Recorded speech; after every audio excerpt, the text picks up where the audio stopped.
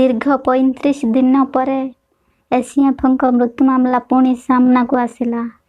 भयंकर गुमर फुटाइले गंगा। सौम्यरंजन मृत्यु मामला दिन को दिन रहस्यमय होगा लगी। क्राइम ब्रांच मृत्युर रहस्य उन्मोचन कर बेले डीएफ संपर्कित को तदंत सब बेले ट्विस्ट आणुची। सौम्य घर को केबे जाई नथिबा डीएफ संग्राम केसरी बेहरा बयान देइथिला बेले पूर्वतन रात्र जगुआल गंगा शनिवार दिन गणमाध्यम सम्मुखें चांचल बयान देइछंती। एही बयान डीएफ को संदेह घर को टाणी आणुची। सौम्य सह विद्याभारतीकर कैंपस परिसर रे मॉर्निंग वॉक बेले यह छातपुरे छिड़ा होई डीएफ डेली देखुथांती। एही दृश्य को देखुथिला बेले डीएफ तांको उपरे नजर पड़िथिला गंगा उपरे, जेउथिपाई तांको चाकरीरू काढ़ी दिया जाइथिला से गंगा कहिसंती। गंगांकर कहवा अनुसार जे प्रथमे हाथी गार्डनर भावे नियुक्त होइथिले, परे अस्थायी भावे से डीएफ ऑफिस समेत कैंपस रे रात्र पहर देउथिले। ड्यूटी रे थिबा समय रे से डीएफ दिने राति रे 12टा बेले तांको रूम रु बाहरी सौम्य रूम कैंपस आड़े जाउथिले। ड्यूटी रे थिबा समय डीएफ दिन राति रे सौम्य घर को जाइथिबार घटनाटा को गंगा देखि नैथिले।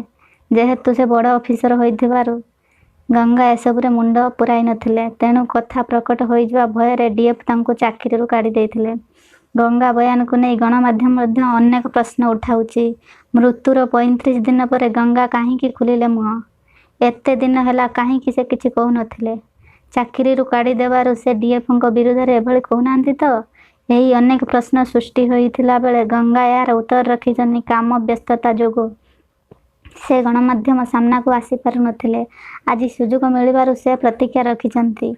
तेबे गंगा को तदंत परिसरभुक्त कराइबाकू पचरा उचरा करिया पई क्राइम ब्रांच चिंता करिछि।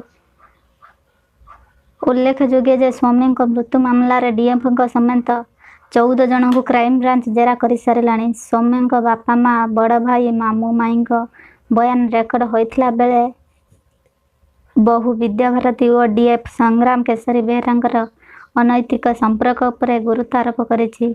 5 जन बयान भितर के मयूरभंज जिला कप्तिपदा अंचल विद्याभारतीकर बापा घरे क्राइम ब्रांच टीम पहुंची जेरा करिथिला। 70 ठारू अधिक प्रश्न तांको पचारिथिला बेले अनेक प्रश्नर विद्याभारती चुप रहिथिले।